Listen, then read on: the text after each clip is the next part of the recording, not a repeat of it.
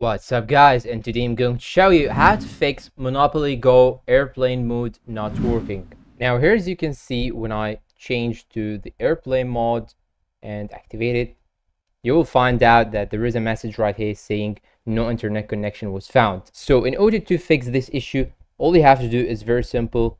You should get out of the game and make sure to turn off the airplane mode. And now what you have to do is to go to Play Store, and you will need to download a VPN application in order to fix this issue. Then what I want you to do is to simply search for a VPN, then go down and choose this one right here, VPN Super Unlimited Proxy. Click on it, then download it on your phone. Now after downloading the application, open it, click on accept and continue, give it the permission. Now if you want to run this application for free, you'll have to choose this option right here, proceed with ads and limitations. Click on it, and by this way you will use it without paying any money. Now click on connect, then click on OK, give it the permission and watch the ad, then it will connect you to a server near to you. Now as you can see right now, I'm connected. You can go back, click on this option right here, consent. Then here, as you can see, now you are automatically connected to a server. Now get out of the application, but leave it running in the background, then